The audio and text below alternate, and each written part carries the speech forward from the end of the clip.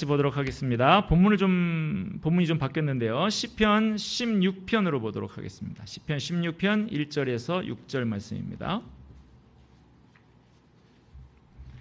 제가 가진 성경으로는 812페이지에 있습니다. 시편 16편 1절에서 6절까지의 말씀입니다.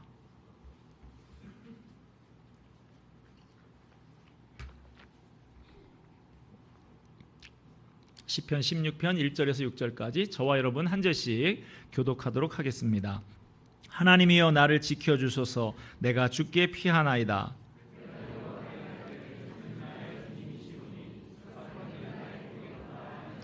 땅에 있는 성도들은 존귀한 자들이니 나의 모든 즐거움이 그들에게 있도다.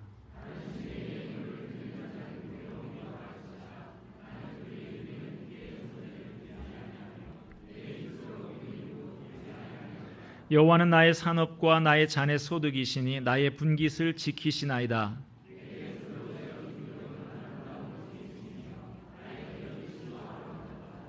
아멘. 이 시의 맨 앞부분 1절을 보면 이 시를 쓰고 있는 시인의 상황이 어떤지 대략 알 수 있습니다. 하나님이여 나를 지켜주소서. 내가 주께 피하나이다.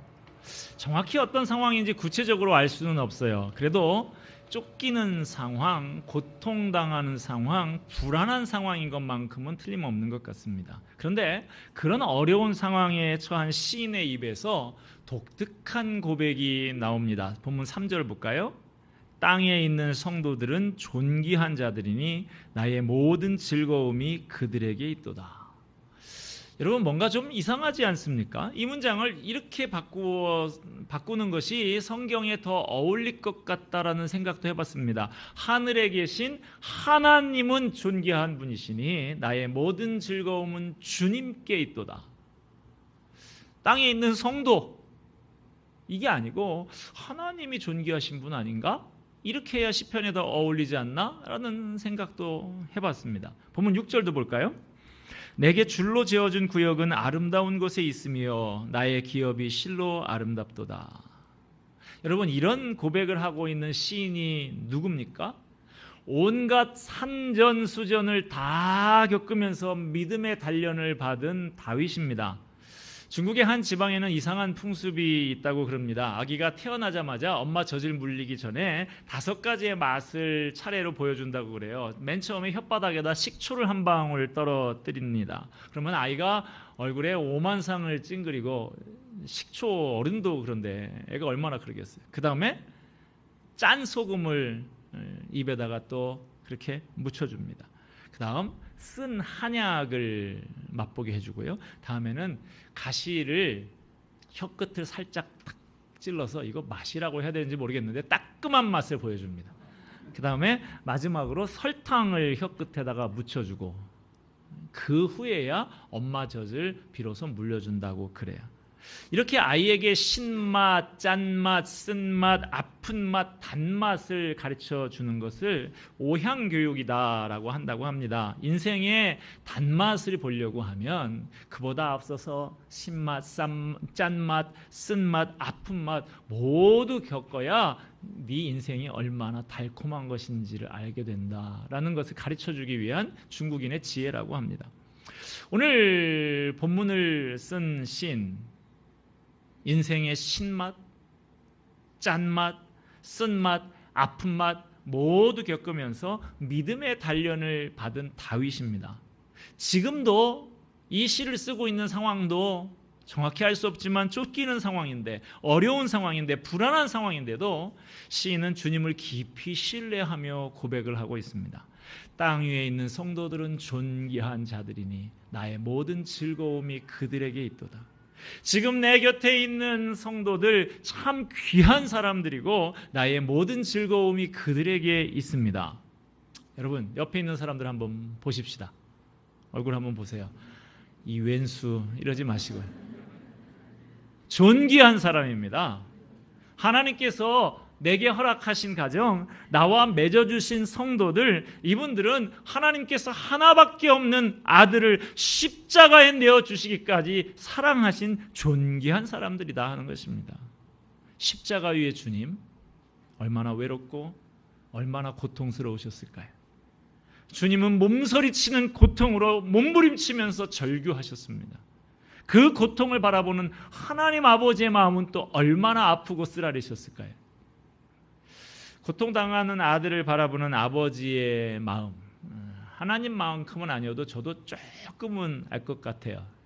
저희 아까 여기서 베이스를 치던 제 아들 녀석 화평이 지금 대학교 1학년인데 작년에 고3 때 대충 기억하시죠? 아시는 분들이 많이 있죠. 모르시는 분들도 일부 있겠지만 이 녀석이 어렸을 때 3살 때 그 장 수술을 한번 한 적이 있었어요. 그때 그 의사 선생님이 그런 얘기를 했었거든요. 나중에 이 한 번 수술을 하면 유착이 올 수 있으니까 애가 배 아프다고 하면 얼른 업고 병원으로 뛰어오셔야 됩니다라고 했는데 16년 동안 아무 일이 없었기 때문에 그냥 까맣게 잊어버리고 있었던 것이죠. 그런데 이 녀석이 작년 4월 20일인가 하는 봄쯤에 갑자기 학교 갔다 오더니 배가 너무 아프다고 밤새도록 아이가 토하고 그래서 고생을 하다가 이제 병원에 입원을 했습니다. 그런데 정도가 CT 찍고 이렇게 해서 보니까 이 장이 아주 심하게 트위스트가 이렇게 돼 있더라고요. 그래서 이게 해결이 금식을 시키고 한 일주일 지나도 해결이 안 나서 이제 다시 수술을 했습니다. 그런데 수술을 하고 났는데 또 다시 유착이 또 와서 계속 이렇게 장이 부어 있고 해결이 안 났던 것이죠. 그래서 2달 동안 물 한 모금 먹지 못하고 금식을 하면서 그냥 입원해 있었습니다. 키가 187cm 되는 건장한 청년 아닙니까? 이 녀석이 2달 동안 안 먹으니까 처음엔 기름이 빠지고 그다음에 살이 빠지고 그다음에 근육까지 다 빠져서 뼈만 남은 녀석이 앙상해가지고 기운 없어가지고 침대에 이렇게 널브러져 있는데 그 애비의 마음이 참 내가 가서 눕고 싶지 너무 마음이 아프더라고요. 여러분 그냥 지 몸이 아파서 누워있는 아들을 바라보는 제 마음도 아픈데 예수님께서 당하신 고통은 그것과 비교도 되지 않는 것이죠. 아무 죄도 없이 십자가에 달려서 고통하고 절규하고 있는 아들을 바라보는 하나님 아버지의 마음은 얼마나 아프셨을까요? 하나님께서 그 아픔을 감내할 만큼 그렇게 사랑하신 사람들이 바로 여러분 곁에 있는 그분이다라고 하는 것입니다. 하나님께서 내게 허락하신 가정, 나와 맺어주신 성도들 그렇게 존귀한 사람들이에요. 예전에 제가 저 경기도 여주에 있는 마임 비전 빌리지라고 하는 곳에 간 적이 있었는데요. 일반인들에게 이렇게 오픈해 주는 장소는 아닌데 자기네 사내 연수 같은 그런 하는 공간인데 그 겨울 연가에 배용준이가 그 느티나무 이렇게 나오고 푸른 잔디밭에 벤치 하나 있는 그게 거기입니다. 시크릿 가든에 나오는 현빈이네 집이 거긴데 거기서 1박을 하게 됐었어요. 그래서 그 식당에 아침에 들어가는데 거기에 이렇게 현판 문구가 참 인상 깊게 저에게 기억이 남습니다. 하나님을 기쁘시게 사람을 기쁘게. 하나님을 기쁘시게 사람을 기쁘게. 어떻게 해야 하나님을 기쁘시게 할 수 있을까요? 하나님께서 내게 붙여주신 사람을 잘 섬기고 기쁘게 하는 사람이 하나님도 기쁘게 할 수 있습니다.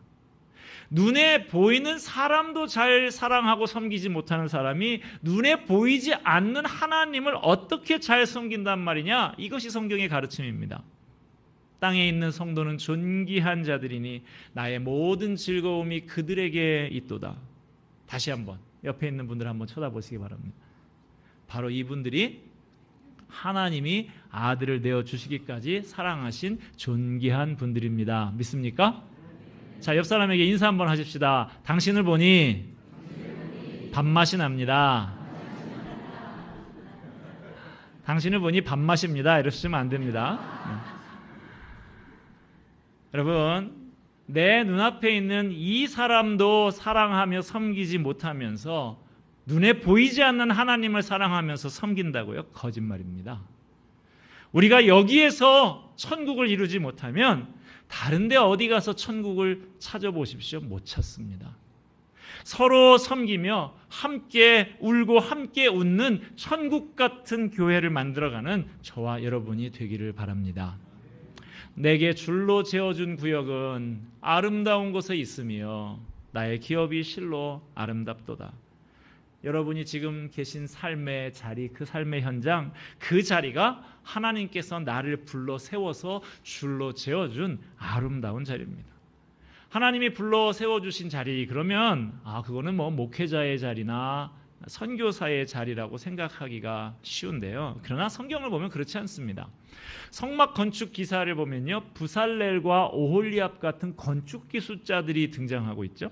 또 정치인으로서 예루살렘 성 재건을 진두 지휘를 했던 느헤미야 여러분 기억하십니까?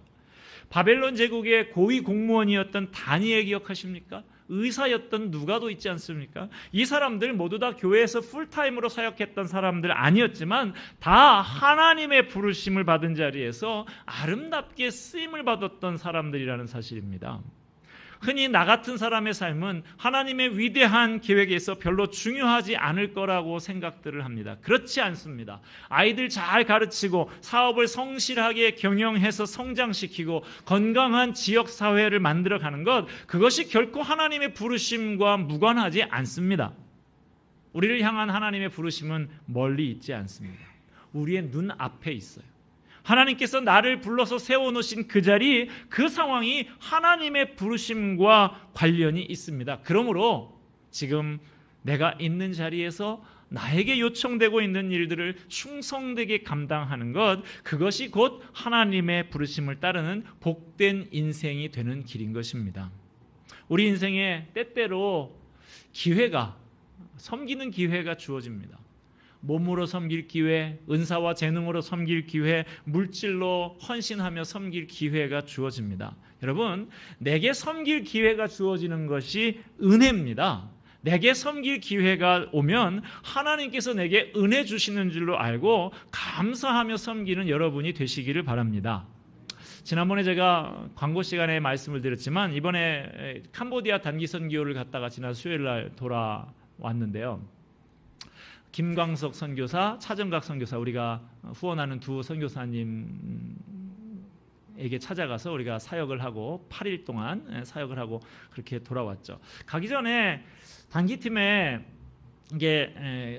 단기팀이 선교사님한테 전화를 해서 뭘 좀 우리가 가지고 갈까요? 필요하신 거 말씀하세요라고 물었더니 그 김광석 선교사님이 어린이 선교를 나는 주로 하니까 아동복을 좀 가지고 오시면 좋겠다고 그런다고. 그래서 우리 가는 인솔에 가시는 김재동 목사님이 저한테 아동복 좀 몇백 벌 구매를 해서 가려고 합니다.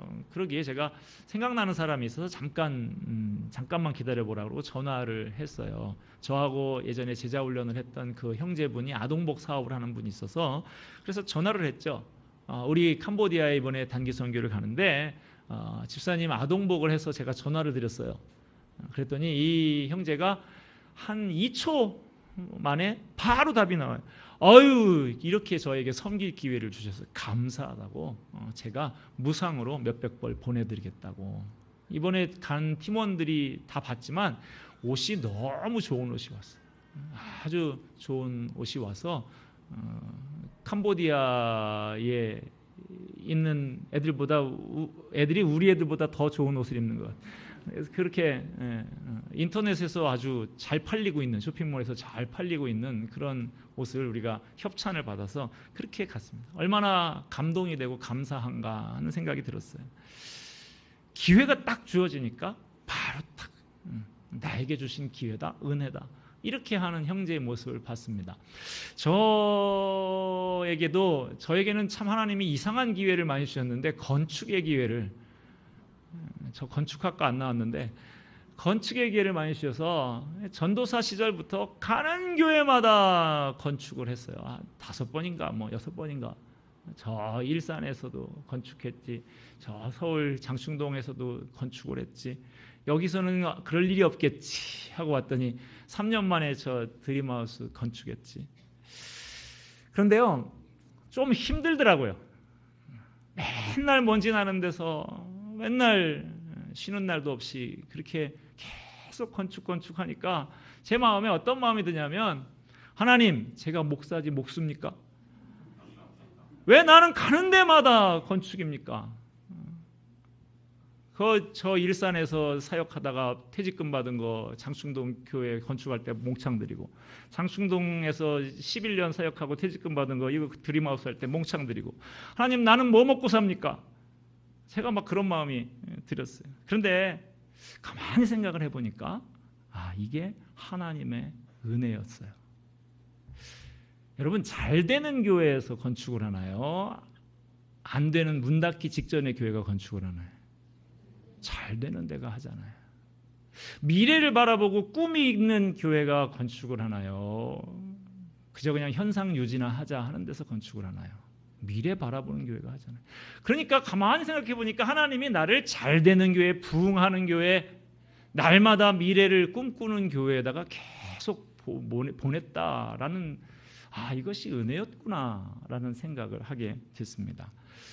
제가 이제 성도교회 담임 목사로 온 지가 만 7년, 일주일 지나면 만 7년 되는데, 지난 한 달 정도 기간 동안 지나온 시간들을 좀 돌아보고 앞으로 또 새로 목회는 어떻게 해나가야 되나 생각하고 책도 좀 보고 다른 교회들도 좀 제가 방문도 좀 해보고 하는 시간들을 가졌습니다. 지나온 7년간의 기간을 돌이켜보니까 내가 적극적으로 끌고 간 목회가 전혀 아니었더라고요. 하나님께서 계속 몰고 가셔서 거기에 순종하는 목회를 했다, 그런 생각이 들었습니다. 한 5년 전쯤에 이 건너편에 건강보험 심사평가원이라는 곳에 과장님 한 분이 저를 수요일 날 찾아오셨어요. 우리 직장을 위해서 신우회가 있는데 목사님이 좀 오셔서 지도 목사가 돼서 매주 좀 인도를 예배 인도 해주시면 좋겠다고. 그래서 제가 이전에 그 패션 회사, 증권 회사 사목들도 좀 했었거든요. 그런데 설마 이 농수산 시장 옆에 있는 교회 와서 내가 직장 사역할 일은 없을 것이다, 이런 생각을 하고 왔는데 하나님이 저를 그리로 몰아가는 느낌이 들어요. 그래서 기도 한 일주일 정도 기도하면서 하나님 순종하겠습니다. 이 필요가 여기에 있다고 하면 해야지요. 그래서 수요일 날 낮에 5년 동안 그 사람들 밥 먹여가면서 수고하시는 분들도 많이 있지만 그렇게 그 직장인 사역, 직장인 예배를 감당하지 않았습니까? 수원으로 또 오는데, 예전에 제가 부목사로 있을 때 서울에서 담임 목사님한테 우리 청년 학사 합시다, 청년부 담당하고 그러니까 이게 꼭 필요하다 그랬는데 그거 역시 또 까맣게 잊어버리고 있었어요. 그런데 수원에 와 보니까, 수원이 대학 도시 아닙니까? 아주대학도 있죠, 성균관대 자연 캠퍼스 있죠, 저쪽에 경희대 국제 캠퍼스도 있죠, 경기대학도 있죠, 동남보건대학도 있죠. 대학들이 많이 있고 주변에 있는 한신대학이라든지 저쪽에 수원대학까지 하면 아주 대학이 주변에 많이 있죠. 제가 경기대에 있는 학생한테 한번 물어봤어요. 거기 보면 이쪽에 그 동수원 IC 옆에 보면 높은 건물 두 개 있는 게 민자기숙사라고 하는 건데, 외부 회사에서 지어주고 이제 기숙사비가 좀 비싸죠. 그래서 이게 얼마나 하냐 그랬더니 한 달에 60만 원이요. 그래요. 한 달에 60만 원인데 밥은 다 포함이지? 그랬더니 밥은 포함 아니고요, 잠만 자는데 60만 원이에요. 그래요. 그러면 각별히 저 농어촌에 있는 목사님 자녀 같은 이런 사람들, 지금 사례비가 있느냐 없느냐, 이 생존이 왔다 갔다 하는 이 목사님들이 자녀를 하나 이 수도권에다가 보내는데 학비도 부담인데 이 숙식비에다가 이 또 최소한의 책도 사고 용돈도 쓰고 해야 되지 않겠습니까? 교통비도 있고. 이거 어마어마한 부담인 것이죠. 이것이 내가 나를 이곳에 수원 땅에 보낸 것은 하나님이 이런 필요를 나에게 보내주시고 보여주시고 이것 하라고 하시는 거구나. 줄을 딱 하나님이 재주셔서 너 이거 해라, 그런 하나님의 음성을 듣습니다. 그래서 저거 우리가 넉넉해서 한 거 아니죠? 학사, 제가 살던 사택에서 제가 새 방으로 빠지고 거기에서 학사를 해서 지금 5명 적은 학생들이지만 그 학생들이 거기에서 얼마나 마음껏 그렇게 주님을 섬기고 공부하고 하게 되는 것 얼마나 감사한지 몰라요. 올해 들어서 저희가 아까도 얘기 드렸지만 악기 강습들을 시작을 하고 또 어린이 합창단도 시작을 하고 그렇게 하죠. 이거 뭐 제가 의도적으로 어떻게 사람들 모셔다가 한 게 아니고 우리 교회에 요즘에 자꾸 음악 전공자들이 하나씩 둘씩 오고 있는 거예요. 성악 전공한 분도 한 5분 되죠. 기악 전공한 사람도 4명 되더라고요. 피아노 전공자 5명, 작곡 전공자 2명, 클래식 전공자만 이렇게 16명이나 우리 교회 우리 교회 정도 사이즈에서 이게 쉬운 일이 절대로 아닙니다. 청빙을 해서 모셔온 게 아니라 자기들이 알아서 이렇게 왔잖아요. 이거 하나님께서 이거 음악 쪽에 사역을 좀 하라는 뜻이구나. 저는 그렇게 받아들인 거예요. 그래서 이제 지금부터 연습을 열심히들 하고 있는데 이제 한 3년 뒤로 보고 있습니다. 이제 오케스트라, 우리 교회도 이제 오케스트라를 시작할 것이다. 이렇게 보고 있는 것이죠. 이렇게 또 최근에는 또 뜻하지 않은 계획으로 생각지 않은 사역들도 또 시작을 하고 있습니다.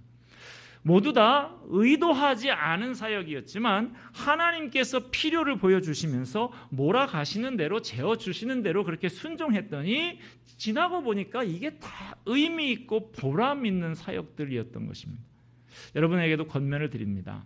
하나님께서 나를 몰고 가시면서 줄로 재어주시면서 여기서 너 이거 해라 하시면 그것이 하나님께서 주시는 은혜의 기회인 줄 알고 감사하며 즐거이 섬기는 여러분들 되시기를 바랍니다.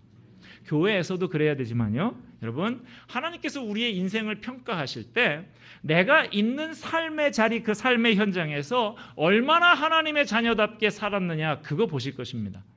많은 그리스도인들이 교회 안에서만 그리스도인으로 살아가고 있습니다. 주일날 교회에 와보면 지금도 이렇게 그득하지 않습니까? 신앙인들이 꽤 많이 있어요. 그런데 세상에 나가보면 다들 어디 갔는지 그리스도인들 찾기가 쉽지 않아요. 내가 예수 믿는 것 감추고 신앙생활하는 사람들 많이 있다는 것이죠.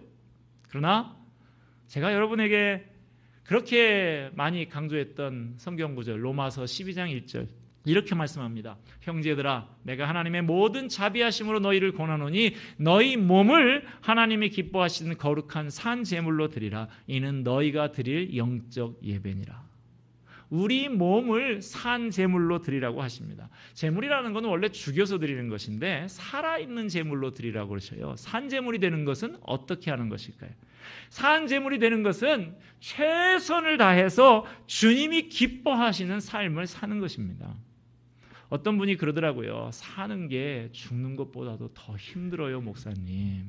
그렇습니다. 이 죄악된 세상 속에서 주님의 말씀대로 사는 것이 어쩌면 죽는 것보다도 더 힘들지 몰라요. 어려움이 따르고 눈물이 나는 경우도 있습니다. 그러나 그 눈물을 씻어주시겠다는 주님의 약속을 바라보면서 날마다 주님이 기뻐하시는 삶을 살아드리는 것이 우리가 드릴 영적 예배다, 합당한 예배다라고 말씀하시는 것입니다. 하나님이 원하는 예배는 그저 잠잠히 묵상만 하고 있는 것 아니라는 거예요. 우리의 삶이 곧 예배라는 것입니다. 일주일에 한 번 예배당에서뿐만 아니라 내 삶의 현장에서 땀 흘리며 하나님을 섬기고 이웃을 사랑하는 것이 하나님이 생각하시는 영적인 예배다라고 하는 것입니다. 우리는 세상 속으로 파고 들어가야 됩니다. 거기가 우리의 일터고 우리의 선교지고 우리의 사명이 완성되는 곳입니다. 우리의 믿음은 교회 안에서가 아니라 우리의 삶의 자리에서 비로소 증명되는 거예요. 여러분, 내가 섬기는 교회, 내 직장과 가정, 그 자리가 주님께서 내게 재어주신 자리로 알고 그 자리에서 충성하시기 바랍니다. 우리가 보통 성직자, 평신도 이렇게 교인들을 흔히 나눠서 부르는데요. 사실 성경에 성직자라는 말도 나오지 않고요. 평신도라는 말도 나오지 않지요. 성직자라고 하는 말, 한자 뜻 그대로 풀면 거룩한 직분을 가진 사람이라고 하는 뜻일 텐데 그 말 안에는 어떤 뜻이 내포되어 있느냐 하면 목사나 선교사 같은 직분만 거룩한 직분이고 다른 직분은 다 거룩하지 않은 속된 직분이다라는 생각이 감춰져 있는 것이죠. 아주 비성경적인 생각입니다. 잘못된 생각이에요. 성직이 따로 있는 것이 아닙니다. 모든 직분이 다 성직이에요. 물론 교회에서 생활비를 받으면서 전적으로 복음 사역을 하는 사역자들과 구분하기 위해서 편의상 평신도라는 말을 사용할 수는 있겠습니다만은 그것이 하나의 계급처럼 인식되어서는 안 되는 것입니다. 나는 평신도니까 하면서 하나님께서 주신 거룩한 사명을 팽개쳐서는 안 되는 것입니다. 나는 평신도니까 적당히 대충 살아도 되겠지? 아니에요. 그렇지 않습니다. 몇 주 전에 토요일 날 우리 교역자들과 함께 식사를 하고 잠깐 대화를 하는데 우리 유초동부를 맡고 계시는 윤재덕 전사님이 목사님 요즘에 나온 영화 뭐 보셨습니까? 그래서 제가 1년에 한 영화 3편쯤 보는데 지난 몇 주 동안 3편을 봤어요. 1년 동안 안 볼 것 같아요. 다 봤거든요. 요즘에 유행하는 군함도도 보고 택시 운전사도 보고 그다음에 그 전에 나왔던 영화가 있어요. 덩케르크라고. 제 아들 녀석이 이거 평이 좋다고 가서 보자고 그래가지고 봤는데 이 내용이 뭐냐면 2차 세계 대전 중에 프랑스 덩케르크라고 하는 지역에서 그 연합군, 영국군, 프랑스군 이런 연합군이 패전을 합니다. 패전을 해가지고 독일군한테 쫓겨서 지금 바닷가까지 몰려가요.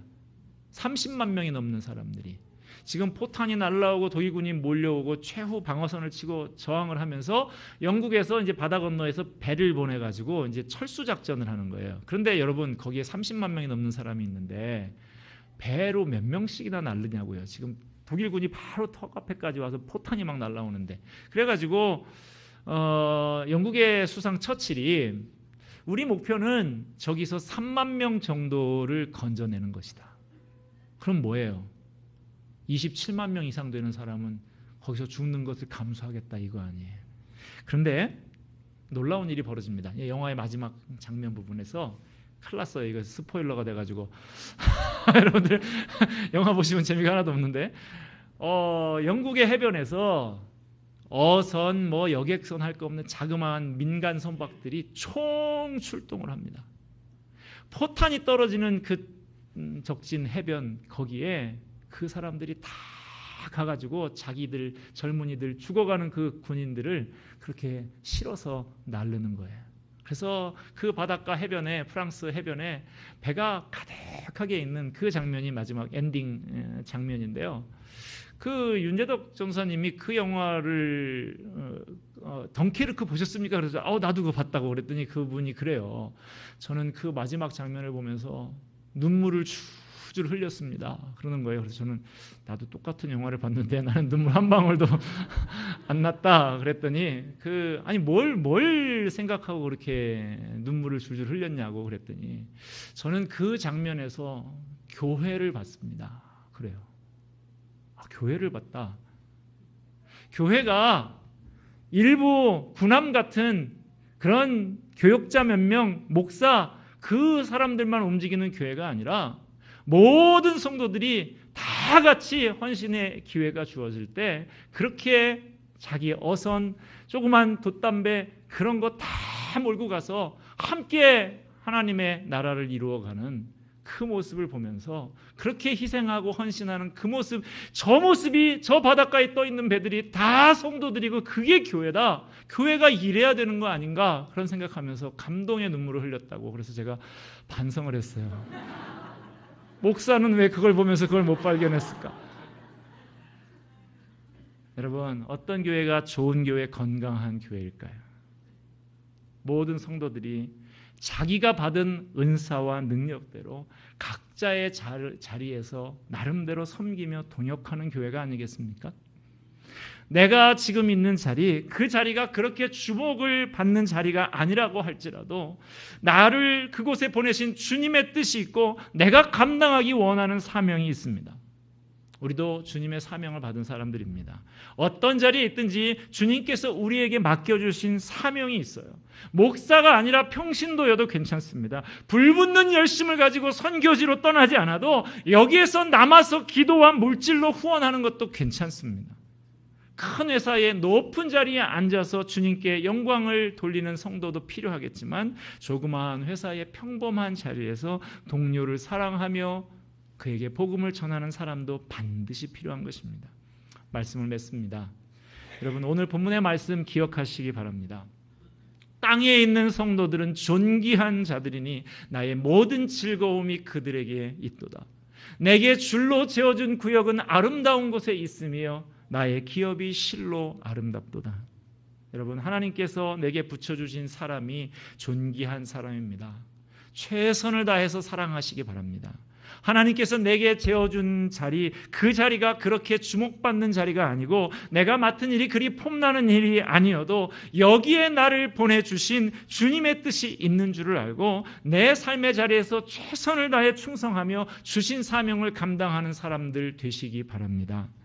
우리 각자에게 하나님께서 재어주신 자리가 다르고 맡겨주신 사람이 다르고 감당해야 할 일이 다르지만 저와 여러분 모두가 서로의 자리에서 그리스도의 향기를 바라면서 좋은 소문이 나는 멋진 주님의 제자들이 되기를 주님의 이름으로 축원드립니다. 기도하겠습니다. 은혜와 사랑